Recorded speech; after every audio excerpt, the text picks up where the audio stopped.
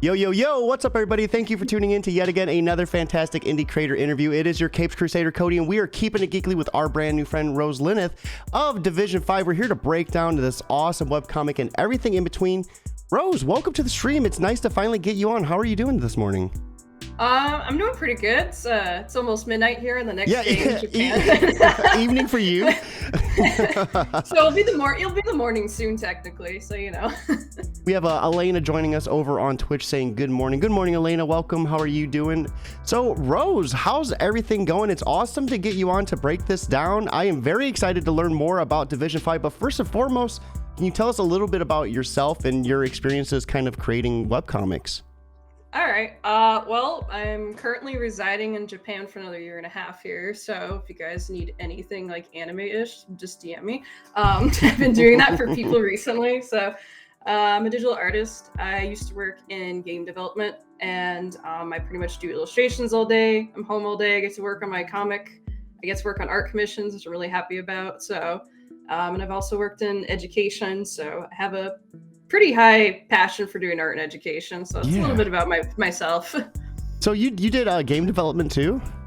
Yeah, I went to college for 4 years. I have a bachelor's of game design from Fitchburg State University. Wow, that's so cool. That's so cool. Did you get to work on anything, or like what type of game would you want to work on most if you had the chance? Oh geez.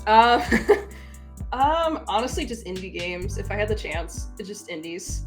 I always found that indies are fun. The last game I worked on was The Station from 2018. It's on Steam for like $15. It's a That's sci-fi. So cool. Yeah, I was just kind of a QA tester on it. I would just like see what was wrong with it, have the character like move around and try to break the game as best as I could, and then report how I like broke the game essentially. But it's a sci-fi storytelling game. You kind of just go around and you have to figure out like what happened and find clues and all of that. I'm sure they changed a lot of it since I last was on it, but it was something I did back in college. And no, I worked on a lot of games. I think the last game I actually worked on as an artist, like majorly, was it was a game called Happy Birthday Kai Jr. And you were basically this kaiju egg. And you had to roll around and destroy the city like Katamari style, but you didn't like collect things. I love it. Yeah, that's so awesome. So you had to like, there was all these like different egg colors, and like you had to get a certain amount of points in order to like hatch the egg and see what the mystery kaiju was that you were all on. So that is so cool. It was really cute. So I was the 2D artist for that, and I did all the UI, and I pretty much was the like go-to texture artist for everything. That is so awesome. We have Elena over on Twitch saying, doing all right. How are you? I'm doing great. How are you doing, Rose? Are you having a good evening? I was almost said good morning. I'm so used to like. No, it's fine. It's about to be morning. I'm doing pretty good. I got my Pepsi, so. I got my dual wielding my espresso monster, and then my monster with the twist top. My heart right now is like, Cody, why do you do this? We have David. I got my mains with me right now. So. No way! Holy shit! Yeah. So, did you make those? No, a person on Twitter back in 2020 during the beginning of the pandemic, I decided to get plushies of my character's commission because my eventually husband joined the military, and I was lonely, and I was like, I want plushies of my characters. I got a Funko Pop of mine. Hold on, I gotta look to see where it's at. Oh, that's so cool. It's missing. No way. Oh no. Yeah, it was cool. Wait, right here. Oh, let's check it out. Show and tell time. It's wearing my the robe, but the eyes weren't. Cool. The eyes aren't done up, but you know, like that, like the signature robe. So. You want to know? I just started watching Naruto because I never watched it before. I finished Naruto, and now I'm watching Naruto Shippuden. So now I understand like so many Naruto references, like about the Akatsuki. So yeah, when I first started, I remember I watched I watched the old the more graphic stuff first. I didn't know that was anime that kind of grew with you. So when I like tried to like backwatch stuff, I'm like, why is this so kiddish? Like, this seems like, you know, this is so much different than what I'm used to. Like, I didn't realize it did that, and once I realized, I was like, holy crap, that just blows my mind. So we have some activity over on YouTube. We have David Schmeling stopping in to say good day, good morning. Adam Tifford, sorry if I butchered that pronunciation. I went to destroy cities as a kaiju egg. Holy crap, those are huge. Yeah, those plushies are so awesome. So what Yeah. led you to game design, game development, to creating comics, which came first? So I originally was in game dev. It's kind of funny. I was back in high school and I kept saying I was going to be a pediatrician or a doctor or like a surgical nurse. It's a totally different field. Yeah. And then halfway through my senior year of high school, I was like, I just want to be an artist. I like drawing. I like drawing all day. I just want to do that. And then my career counselor, she came up to me. She's like, hey, there's this college that's starting a game design program. You'd be like the first person in it. You want to do it? And I said, sure, why not? I'm a dumb 18-year-old and I don't know what I want to do. I guess we'll just go into game dev. And then suddenly I kind of ended up in it. And I met a lot of people. I met a lot of friends. I got to meet cool people like John Romero, who worked on Doom. Wow. We had a workshop. Yeah, he did a workshop with his wife. We had to learn how to make elevator pitches. We had to see who had the best game design idea, in a 30 seconds, 1 minute pitch. It was pretty awesome. I got a picture with him. I just don't have it on me right now. But yeah, I got to meet a lot of cool people from it. I was gonna say it's interesting because when I first started doing interviews, it was with indie game developers. I was doing them for online publications. They were all written. They weren't ever live, but I did hundreds of them. I loved doing it, and then I stopped doing them, and when I came back to interviews, it was with comics. So it's funny because it's almost like a similar path. You started out with indie games and then into comics. So what led you into Division 5? Was this your first break into creating webcomics, or was there anything else previously? So I used to make little itty bitty fan comics like Star Wars, or I made a bunch of Dragon Age ones when I was younger, Assassin's Creed, on iScribble.net. I just make little stuff like that, nothing really serious. It was about 2016, in the middle of college. We had a class called narrative design, and I really wanted to make a sci-fi or fantasy story. So I started working on Division 5, and Division 5 was actually supposed to be a video game. I had it all charted out, what I was going to do, what assets I needed. And then as college went on, I was just kind of I just like drawing. I don't really want to make 3D models of things. Even though I know how to do it, it didn't feel the same as actually drawing and writing it. And I was just I feel like a comic would be better for the story I have. It'd be a better medium to present what I think about it, or what I have written down for it. Mm-hmm. And so 2019, I just started drawing my comic, and I had no plans for it. I never intended having an audience. I drew it on a really terrible resolution at the time, and I just uploaded a webtoon. And then I had people who were like, I really like your story. And I was like, oh, I actually have an audience now. We have Adam over on YouTube saying that's the biggest mood I want to draw. No patience for 3D models. Yep. And Perry Hodder over on Twitch saying looks like a swell comic. We're actually going to be checking out Chapter 1 together. So pretty excited for that. You guys get a little bit more of an in-depth look at this. So what goes into creating a 3D model compared to just drawing your character? What are some of the biggest differences? Well, programs for one. So I don't use Clip Studio. I know most people do. I actually did buy it recently, but I have no idea how to use it still. I got the rights to it. Yeah, I got the rights to it. I did open it up. I tried to figure out 3D modeling. I was like, okay, I gotta set time aside a week or something to learn this. I feel like an old fart, I feel like a 90-year-old who's just what is this technology? But I used to make 3D models in ZBrush, 3ds Max, and Maya. Totally different process. I guess it just got annoying when I had my vertices just crossing all the time, or things didn't add up, or my models weren't dynameshing well in ZBrush, and I was like, oh. And I was like, oh, I could just draw this. For me, drawing it was faster than making the 3D model, if that makes sense. No, it does. It does. Do you think maybe some of the 3D modeling help you get a better perspective of fleshing out these character models though? Oh, absolutely. 3D modeling has definitely helped me with figuring out how to draw and general architecture. Most of the time, if I do use 3D models, I'll just use primitive shapes, nothing too extreme, because I'm used to painting over my stuff. And if you go through my comic, you're gonna notice a majority of the backgrounds are actually painted over. Not like they're just painted from scratch, or I look at a reference or whatever, because I'm more of a painter. If you look at a lot of my other illustrations, that's pretty much what I love doing. I think 3D models are super useful and people should use them. Definitely helps with, especially if you're doing like backgrounds, like perspectives, like total game changer. But I'll do photo bashing, which is where you take different images and you kind of just bash them together and paint over them, which is also a pretty fast method to doing things. So that's kind of the difference between it, just drawing out, right, and then just using 3D models. But I think using both of them just honestly helps in general. Whatever makes the end result look better.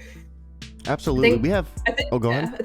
Sorry. I was gonna say, I think 3D is a very good tool that we have in like our age and time to assist with doing 2D work. No, absolutely. I for one cannot draw anything to save my life. So like I love listening to this. It's very like immersive. I'm like, okay, like I actually feel like I can get out there with the pencil now, even though I know I can't. We have Baron Von DC over on YouTube stopping in to say one of my absolute favorite webcomics.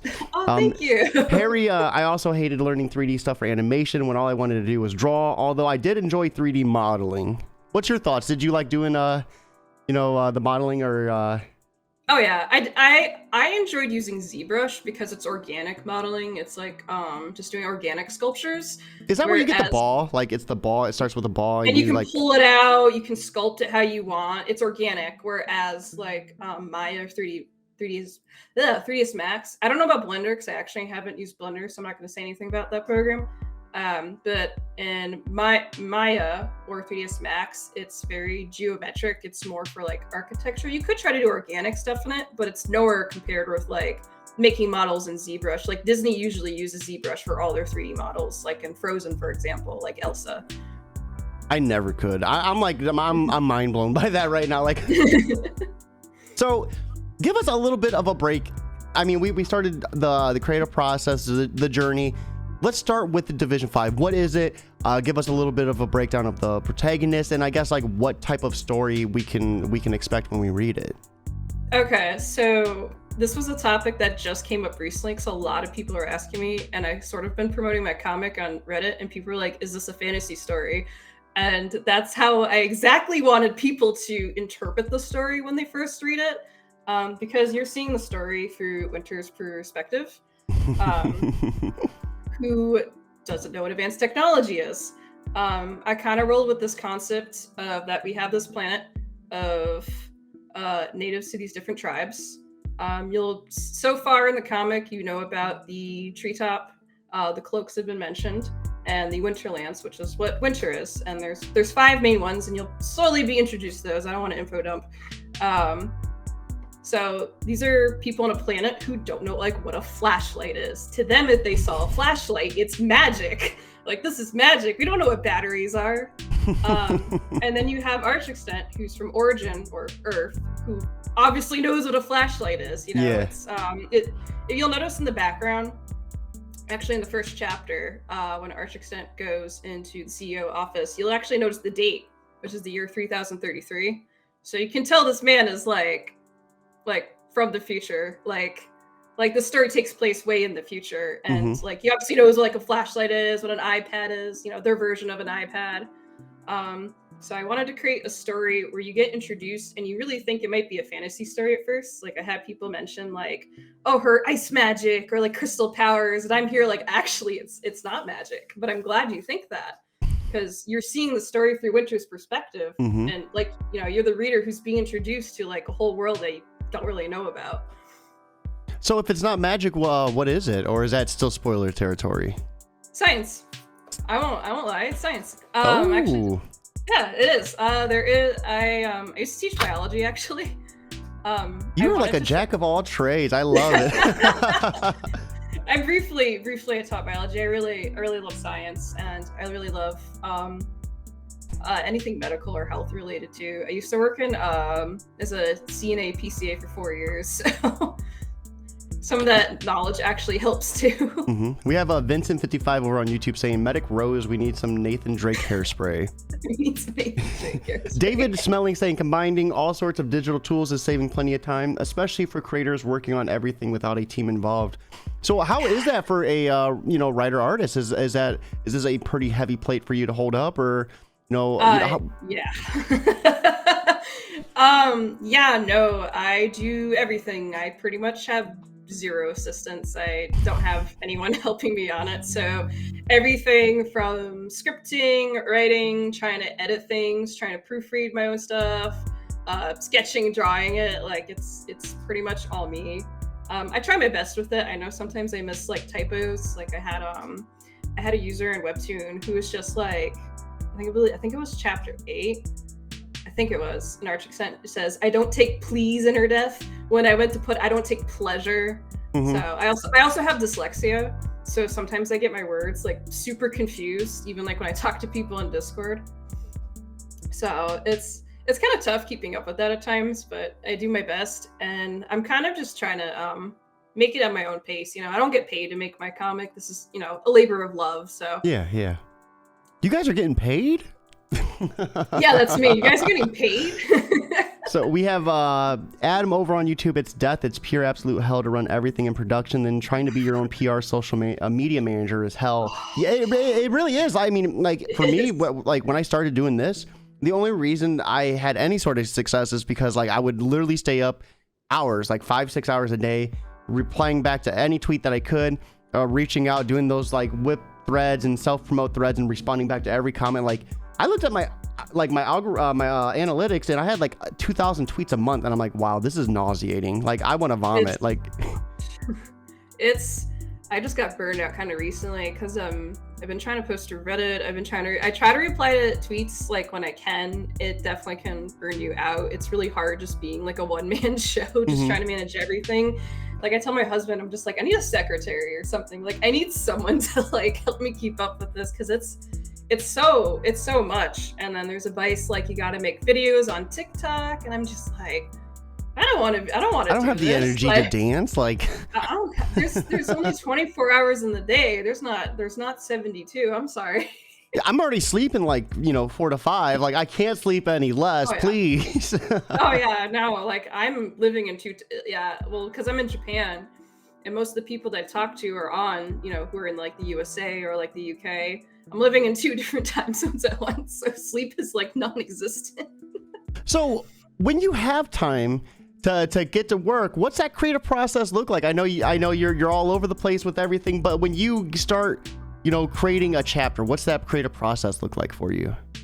I pretty much I have 2 modes. I either sketch like 5 pages in a row and then start working page by page, or I sketch the page, complete it, then sketch the next page, and then like complete it. That's kind of my workflow, or my pipeline is I usually try to get a finalized page at a time rather than like jump ahead. And the reason for that too is because I have a tendency to go back and wanting to change my dialogue from my original. So it's kind of a nice pace to do that, especially since I'm the one who's like making the entire comic. It's just easy to like step back. It's like, okay, this page is finished. Well, maybe I want to like change all of this stuff. So, and it's happened. I've changed dialogues tons of times, as long as like the original idea is still there. So is it hard to fight that feeling to go back and change? Like that to me would seem like something that would just be impossible to break through. Like how are you able to like work through that? Sure, willpower is probably my most spite and willpower. Spite's a really great motivator. It really is. No, I don't know if you knew this, but I actually redid over 200 pages of my comic, or almost 200 pages of my comic, because I uploaded it back in 2019, like I said earlier, and my resolution was too low, and I wanted to turn my comic into a book, which I pretty much have the PDF ready for it. I just don't. I can't order it yet. I can't order it till I get back to the USA in 2024. So that's when I'm going to do the future Kickstarter. Well, what's preventing that, if you don't mind me asking? So on the base here, we can't use the post office for business reasons. I would get kicked off the military base. Yeah. And like there's other stupid rules, like if you want to ship out more than 3 packages, you have to schedule an appointment with the post office. And I don't want to use the Japanese post office because I highly doubt people want to pay $30+ in shipping. Yeah, to no, get that makes you- sense. yeah. So I was just like, you know what, it's better if I just wait. But I had to redo all my pages because my resolution was too low, and when I tried to bump it up to a 6.877 by 10.437 inches canvas, it was just so pixelated. So I was like, oh no, I have to go back and paint over a bunch of stuff. So I did that for like 190 pages. And while I was doing that, I put my comic on hiatus, and I was like, no, I'm just going to relaunch my comic. And that's what I did this year, my birthday on January 22nd. And it was probably the best decision because now I unintentionally made a huge buffer for myself to like kind of go along. And I was able to post bi-weekly. I was like, oh, cool. I kind of have a consistent rate now, and everything looks better. And now it has better feedback. So for webcomics, can you explain for our listeners and watchers what that buffer is? Like, what's that buffer mean for a webcomic? So a buffer, or a backlog, however you want to say it, is basically making chapters or issues or entries ahead of time. So instead of like working on your comic as you go, you usually have like a type of backlog. So right now I have a month backlog. I have chapter 11 done. So I have all of August covered. Now I just got to do September. I got to work on chapter 12. So it gives me some time to like work on things. Like this month, I have a few commissions I have to do. And I might be going away for a week at the end of the month. I don't know yet. Still in the air. I'm also in the process trying to get a job on the base. It is a very complicated process. So having a buffer when you make a webcomic is super crucial, and is probably one of the biggest mistakes I made when I first uploaded Division 5. Because I didn't have a buffer. I just made it as I went, like every month or every other month. The stress was probably just nauseating for you to try to keep up with that, huh? Well, I didn't know. I was so new to webcomics. I didn't like know any etiquette, or I didn't realize that people like upload on a schedule. I kind of just uploaded whatever. And then I started kind of taking it seriously, and I was like, oh, I actually really enjoy doing this. Maybe I should like have a schedule. So I gotta ask, when you did everything, you redrew the resolution, did you know about the not being able to do the Kickstarter and the campaign, or was that something you found out after you did all that? So that was after I kind of moved here to Japan. We moved here December 2020. So we were still settling in, and I had to get something called a home-based business as a contract I signed. So if I want to do like art commissions on base, or people want to buy like stickers or something for me, because I can sell stickers and art prints on the base, but if I try to sell like to someone like the USA or elsewhere, I can't. I'm not allowed to use the post office for business purposes. So it was like after I found that out, and I was trying so hard to figure out how I was going to do drop shipping back in the States, and it's just not working out. I'm like, okay, you know what? I'm just gonna wait till I get back. And by then, I also thought about it, and I was like, well, by then I'll probably have 2 volumes ready. Yeah. So instead of just doing 1 volume for Kickstarter, I can include it where there's 2 volumes. Or you could always do a Kickstarter and then the next month do a second one. You know what I mean? Back-to-back campaigns too. That's true. I did consider that, and I was like, well, by then, like everything will be like more polished up. So. You know, I think that's an awesome way to kind of, you know, make a diamond out of like a coal situation. I really like that mentality. So before we dive into Chapter 1 of Division 5, what else can you tell us? You know, what else can we expect between the protagonists? I really liked, there's like 2 different protagonists, it feels like, and we start off with like 2 different like points of views. I mean, can you maybe tell us a little bit more about that as well? Okay, so the story follows characters Winter, who is a huntress, and then Archextent, who I have a shirt of right now. This is from a Jackbox game, actually. Just that about is so everybody. Cool. Yeah, in Jackbox. We do game nights on my Division 5 server here and there, and we started buying them. There's a running joke, because Archextent eventually in the comic says it's called a gun, and everyone just repeats it, and I made it into a sticker, But Archextent is a scientist, and he has an insatiable hunger to find the cure to Cosmos Plague, and we don't know why yet.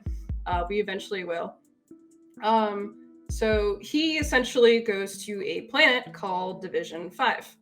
And does all sorts of Resident Evil-like experiments. It's like the best way I can like paint the pictures. Just think of Resident Evil experimentation. Or even like Prototype a little bit too. It's kind of another inspiration of mine. So they're essentially doing all these experiments, and Winter is a huntress who gets contracted to go find a princess named Princess Aress. They do find her, but I don't want to like spoil too much into it, but eventually it doesn't go well, and Winter does actually meet him. She just I'm trying to think how to say it without spoiling it right now. But Winter's pretty kind of brash, impulsive. She kind of just charges right in. Where Archextent is more analytical. He's like 10 steps ahead. So you kind of got brains and bronze like side by side here. So they complement each other pretty well. No, I love it. So what type of influences, I know you said you had some influence from Prototype, but any other influences that we can kind of see within the webcomic? Yeah, it's funny. Some people said anime, but the only anime I could think of that might have an influence was Kill la Kill, because I love the humor of that. Oh, excuse me. But Dead Space is probably the biggest influence. Gosh. I think when we first met, that was like what we were both like, yeah, dude, Dead Space 1 and 2. Wasn't a big fan of 3, but I still played through it.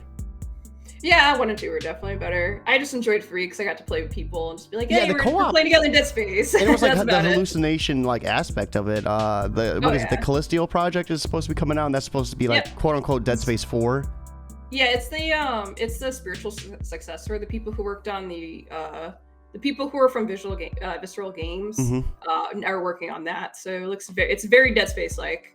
So I'm super hyped for that. And we're getting a Dead Space remake too. Oh, I'm so excited. I'm pre-ordering that as soon as like it's available. That's my goal. I'm obsessed with Dead Space. I have all the comics. I have the action figures behind me too. Like those cost like so much too. They're like $70 a pop. I wanted them so bad. Oh, you're gonna. I'm ending this interview right now. She's not the flex, but. Not the flex, but. Yeah, that's the advanced suit from Dead Space 2. Yep. And then the regular one. I begged my parents for these when I was younger when Dead Space came out because I was so obsessed. I don't have action people or anything, but I do have the spitter right there. So, and then awesome. I have the red marker right there. Oh yeah, you're showing me your tattoos before. That's so awesome. And then Necromorph. That's so cool. That's all I got. Maybe I should get a marker tattoo. That's all I got. If I got a marker tattoo, that'd be great. Well, see, Dead Space 3 made it so weird. They made the story weird and convoluted, and it's like, come on now. It just fell apart. But yeah, besides Dead Space, Assassin's Creed probably was a big inspiration too. I was obsessed with it. And then of course Prototype, so and Mass Effect, so mostly video games that I kind of grew up with. We have Baron Von DC Geek Off 1 2 3 Go. Hey, keeping it geekly, that's part of the name, right? So with everything that we've learned right now, let's go ahead. We're gonna take this opportunity to dive into the first chapter together with the creator and kind of get like a little bit more of an in-depth look at it. All right, so we are here. Number 1, welcome to Division 5. So just a heads up for anyone, this comic contains sensitive material, not appropriate to all viewers, such as vulgar language and blood. But if you are a viewer of mine for some time, you probably already are aware of some of the things we go through, so no big deal. Yeah, so it's just, blood and gore, so. I love, right off the rip, we see Winter kind of just going ham on a chimera, and I love this design. So let's break. There's a lot to unpack here. What's you said this is science?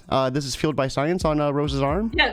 Yes. So I actually answered another interview before. So essentially the Winter Lances, their mutation. So all these abilities you see of the natives of Division 5, they're all mutations. They'll call it magic, because they don't know what like a flashlight is. They don't, it's kind of like back in like Yield 1500s where you call everything witchcraft, right? So for her mutation, essentially the Winterlances have a layer of blubber, kind of like Arctic animals, and they have a layer of water and something called ammonia nitrate. So when water and ammonia nitrate combine, it makes things cold. So if you go to like CVS or like a pharmacy and you get a cold pack, that's usually the ingredients for it. But think of them as like a cold pack, except it's super destructive ice. I love the science behind it. So it's like one of those cold packs, you snap. Yeah, it's basically that for them at will, except like 1,000 times more destructive. I'm gonna tell me and the boys are gonna get together with a bunch of ice packs. We're gonna break them and we're gonna fist fight each other. Pretty much. Let's go. So this chimera is a really interesting design too. Can you give us a breakdown of maybe some of the influences that went into creating this? Oh geez, it's been a long time. I just did a stream this week because I do a weekly art stream. And I can even pull it up for you, the work in progress I have. I was working on the adult version of that for a stream because that's not an adult. I wanted to kind of open up the story with like a really big creature, where she's kind of just like being all badass and slaying it. And then you later get told it's just a baby. And I was like, maybe it has like bone armor and stuff like that, I just want something to be like kind of kaiju like with bone armor. Okay, yeah. After this, if you want to show us that work in progress, I definitely would love to take a look at it. That'd be cool to kind of get a little sneak peek. Oh yeah, sure, definitely. So we scroll down and we see Winter beheading this thing. So right off the rip, like the first like 2 pages, we see some beheading. I'm here for it. I love it. And this is like, just how sharp is this stuff? Like, what's this material like when it's like in the battlefield? Pretty sharp. It can cut through bone. It has a very salient edge to it. So, it's like slitting your hand on glass, but like worse. That's like the best way to describe glass squared. I love how she's able to break it off too. So I love how, like, instead of it like morphing back into her flesh, she just like breaks it off, it shatters off. Yep. But so what kind of inspired you to go that route with it? So I was trying to think about how the ice would stay on, and I realized it would stay attached to the skin. So it would make sense if there was a type of mechanism where they can just detach it, because it's ice that they formed outwards. They can't like form it inwards. That would actually damage them if they did that. So it just makes sense to actually just, pop it off for the mechanism, because you're making like a little mini like cold pack explosion that comes out. You can't really put the explosion back in. And we finally get the first taste of dialogue. And the introduction to the brother, who is Neil. Yes. And Winter wants to know how clean of a cut that was. And she likes to show off. Yeah. Neil's right here is he wants you like Big to Brother's flaunt it. approval. So give us a breakdown of who Neil is. What were some of the influences for Neil as well? So Neil is, if there's a few characters like Neil in my story, Neil is actually inspired by someone who I used to call my big brother. When I was a young girl online, I was back on PlayStation Network, and I had a friend who I just called my big brother, and he'd call me my little sister.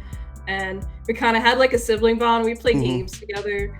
And so that's kind of like who he's inspired from. And I really wanted Winter to have some figure in her life she could follow around, some big brother figure. I'm loving the detail for Winter's eyes right here. I always love like the little chibi-esque type of design, like in the corners like this. Oh yeah, for sure. There's a few of them throughout the comic. We have J. Michael Miller over on YouTube stopping in to say good intro. Yeah, I really thought this was a nice way to introduce the chapter 1 is, Winter right off the rip, what she's capable of, and taking on a creature like 3 times her size. And introduction to both of these characters as well. But right, we don't know that they're like brother and sister right off the rip too. At first, when I was going through this, I kind of thought they might have been love interest. It wasn't, I think, until later on when she calls him Big Bro. I'm like, oh, that makes sense. Like, yep. Yeah, I wanted to introduce my original opening for Division 5 was actually way different, by the way. I'm keeping that opening exclusive to the physical / on Patreon.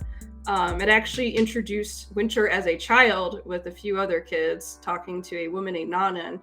And Nanan was explaining what the tribes were. But I Hmm. was like, oh, this is kind of too much of an info dump. You know what? Let's just skip the childhood. We'll eventually know about, Winter's childhood and like, what's happened, what's influenced her.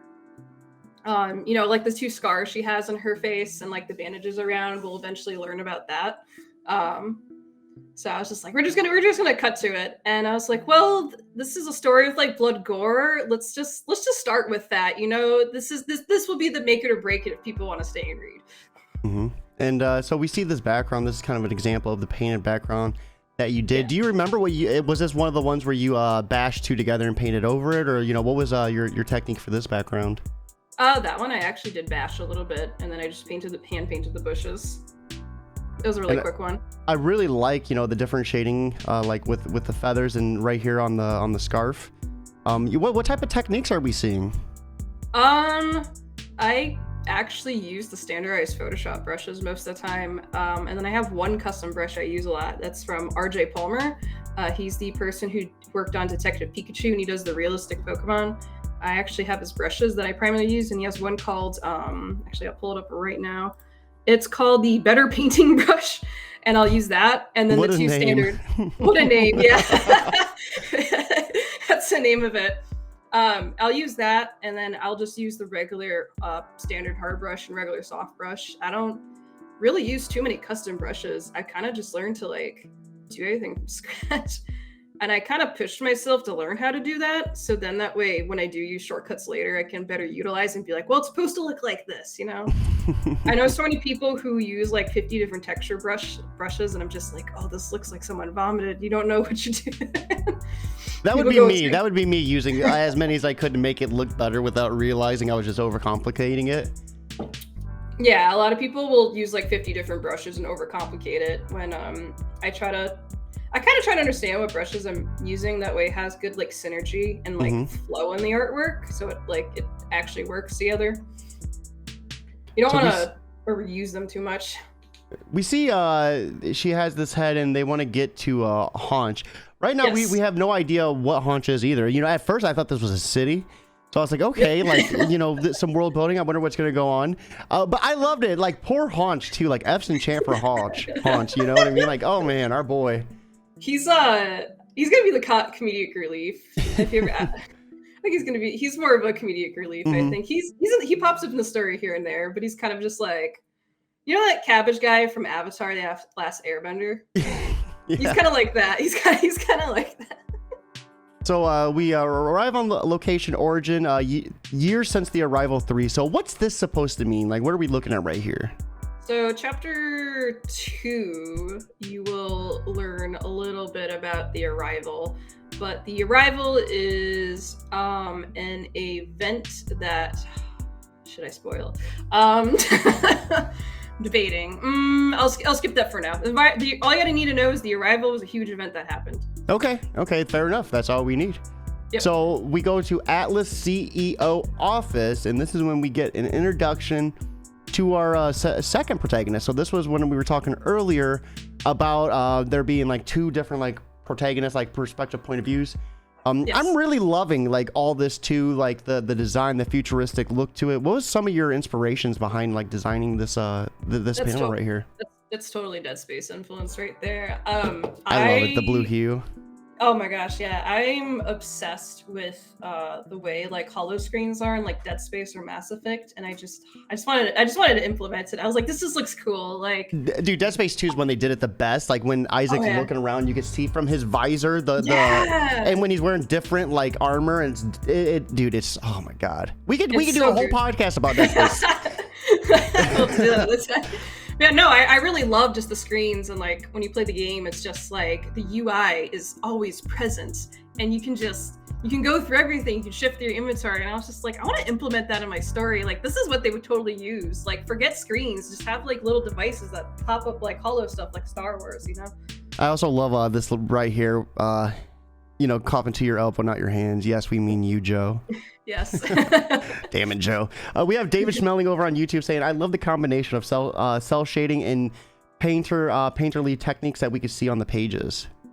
Oh, thank you. I appreciate it.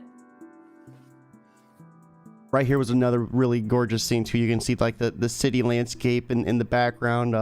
I like how you were able to do like the through the windows. I think that, you know, as someone who's not an artist, that feels like that would be so hard to do. Like to get the look of looking out of a window and still have it look like a window. Oh yeah, I've done so many cityscapes before. I mean, a lot of it is just I kind of just painted like a very loose background. I photobashed probably, I don't remember if I photobashed on that. I think that was just straight up from hand. And I just blurred it, and then I made another layer on top that was a white, and then I lowered the opacity, and I just took the eraser and went, shoot, you know, just like cut it like that, you know? That's it. It's just a lot of blows my mind. That would have took me like 5 years to figure out. So we see right here, this is the CEO, and their patience is wearing thin. You know, what are they losing their cool about? That's for you to find out, me to know. all right. So we come to find out this guy's name is Atlas. What a good name. That is my first son's name. So I am biased to the name. And we're getting a sense that Atlas is wanting some inhumane and unethical things to be done, yes. But Archer is not wanting to do it, or Arch Extent. And that's an interesting name too. Why Arch Extent? Yes. You know, what's the meaning behind that? So this was kind of influenced when I was learning about history of architecture back in college. This is when the names came to me like out of the blue, like the concepts. I was like, well, I think the CEO should be named Atlas, and Atlas, you know, is a mythological figure, you know, who holds up the world, right? And I was just like, what would be things to help him hold up the world? Like, he holds up this company. It's like arches. That's what we'll use, arches. And then now the people who are basically the top employees are called arches. So the arches that hold up Atlas, essentially. I gotcha. No, I'm loving it. And they're losing time, so we find out that they're on a ticking time schedule. Yes. He wants, you know, resources, equipment, and funds, but you know, things are not looking good. You can kind of see that he's nervous. There's some sweat, it looks like. He's trying his best to keep his composure in front of the boss, you know. And then right here, we kind of get a little bit of a deeper look. You know, there has to be more that can have the mutation force. So we get a kind of an idea. There's some sort of mutation that's going on.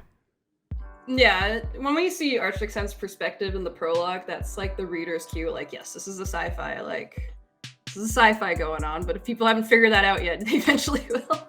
You know, and I really like his design, too. He kind of has, like, the cowboy duster hat going on, and like, the jacket. What was some of your inspirations for this character design? I don't even know. So when I was working in Arch Extent back in 2016, when I really made his character, he's the character I designed the least.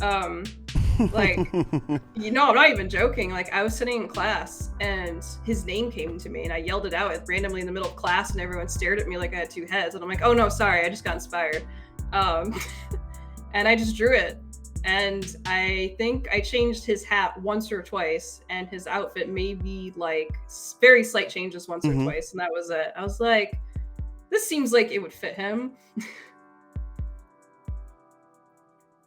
So now we go to location Division 5. This is 5 years, or Division 5 years since the arrival, 1447. Yep. So this gives us a little bit more of a look between the relationships between Neil and Winter. And this is where we kind of find out that Huntress isn't a city, it's actually a person. And that he's a weirdo. I was like, man, that boy is getting wrecked right now. Look at him. And so my favorite part is you gave him scales on the cheek. I was like, dang. And the glasses, like, ah. Yep. He's a part of another tribe. It's not mentioned yet. He's a part of something called the Mercotic tribe, which is one of the 5 tribes, like the 5 main ones. So, so are they like reptiles or something? So think of like fish. So the Mercotics can essentially, they're basically the mermaids of the planet. Like, they can go underwater and they can like breathe underwater and just kind of gives me you ever see Luca? No, I haven't actually, but it's such a good movie. It is such a good movie. It's like one of those, like, I will tell you, like, I love being a dad so much, but my biggest weakness is like when I'm watching movies with my kids and they're the freaking feel good movies, and it's like, I'm not supposed to feel like this. I'm evil.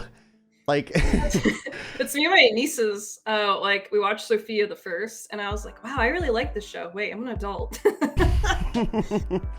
so we see him contemplating on buying this, and this is where the cliffhanger was. I remember when I first read this, because I don't ever read anything until the day of. So I read the first 2 chapters this morning, and I was like, oh my god, like I gotta read more. Like it was like I was like, like come on. So oh, thank you, appreciate it. Here's some of the fan art too. I really like this design too. This is gorgeous. Oh yeah, that's by Kuromi. She's an awesome artist. And then here is your Patreon as well. So give us a little bit of a breakdown of your Patreon. You know, what can people expect to find on there? Do you drop like your webcomic like a day early or something? Right now everyone on my Patreon has access to chapter 11, and they're going to have access to chapter 12 this month. So if you're on Patreon, you're basically like 2 to 3 updates ahead. So that's a bonus for paying $5 a month. I also post spoiler art there. So like other Division 5 things that don't go public, people get to see like other characters that haven't been introduced yet. So I have 2 tiers. My $5, which is you get all the comic pages that I'm currently working on, any sketches, any spoiler art, or anything else like that. And then I have a $15 tier, which is for my not safe for work content, and then 25% off commissions. Okay. Yep. So those are the only 2 tiers I have. And then this is where you can find Rose as well on Twitter and Instagram. Cool. So let's go back to our cameras. So after kind of going through that, and you can read that on Global Comix right now. How many chapters do you have on Global Comix to read for free? As of right now, I have up to chapter 10, part 1. I have an injured arm, so I'm kind of slowing down my progress of how often I work on my pages. So they're going to be shorter updates after chapter 11, unfortunately. But it's still going to be on the 1st and 15th. But right as of right now, chapter 10, part 1's up, and then July 15th, part 2 comes out. And that was just part 1 of chapter 1 too. Just let readers know, right? So any chapters that have like a part 1 or part 2, the chapter is split in half. But if you don't see that, it means it's the entire chapter. Okay. I got you. So what can readers expect next from you? Like, how many chapters do you plan on having Division 5B? I know there's some plans to have, some volumes printed out once you guys get back to the States. So what are we looking at for the future? Oh, geez. I already know I'm going to be making like 1,000 pages for this comic easily. It's kind of my baby that I want to work on for a long time. As of right now, I have, let's see what the count is. Okay, I'll get that for you. I have it here. Let me just go to my folder. As of right now, I have 238 pages done. Wow. On this comic. Yeah, and I still have way more to go. So, are you taking any special courses or classes or anything to like for art or writing that we can expect to see reflected, in the next upcoming chapters? No, actually. I mean, I'll look at some tutorials online sometimes for like if I don't know how to make a certain thing or if I don't understand how something looks. But no, I don't have any plans of taking any courses anytime soon. If I have the time, I definitely will. If anyone does want to take any courses for drawing, I recommend Proco. I don't know if you've heard of him. He's like a really big YouTube channel, and he covers the fundamentals of art from just like shading, your line weight, like how you hold your drawing utensils. So like for like when you're like let's say you're using like a sketchbook and pencil, like there's the tripod grip, which everyone has like when writing, and then there's the overhand grip, which is where you kind of basically use most of your shoulder. So like understanding like how to move your arm. So he goes over things like that. He's definitely a great resource to check out. But I've used that, and I've used something called New Masters Academy. It's totally worth the price every month. I think it was like $50 a month, but there was like 12-hour lesson videos that you can watch, and like from professionals who do things from just like oil painting, acrylic painting, just sketching in general, and some digital art, even 3D modeling. Totally worth it. So I've used those resources before. No, I gotcha. I always like to ask because, you know, it's one of those things where someone watching might have the opportunity to be like, hey, I'm gonna go check that out. You know, that seems like an awesome course. You know, Rose is killing it. Like, I'm definitely gonna check this out just because of that. So it's always nice to kind of like ask those feeler questions just to see what kind of pops out. But speaking about that, with this being a podcast that's really focused on you and your creation, it's, you know, I have to acknowledge that we have a lot of new creators watching as well. You know, people who are taking inspirations, people who haven't gotten started yet but want to get started. And for those people who are kind of just struggling, as someone who is not only the writer but the artist for this, what type of advice would you give anyone that's just like struggling to get started, to get going? Just start it. Like, I'm not even joking. Like, just start it. That's literally what I did back in 2019. I just started it. I didn't know what I was doing. I kind of just started doing it because I loved it. A lot of people are just like, but I have to like touch this up, or that. I'm like, no, just do it. Just make it. Like, you know, you're not gonna get better at it until you start doing it. Like, that's kind of what I've been doing with making my comic. Is like a lot of the stuff I've learned just from actually making it through trial and error. I didn't really have like a book to follow or anything. It's just me doing it and seeing how I can improve, and then like going back and revising things. So yeah, that's my biggest piece of advice, is just start it.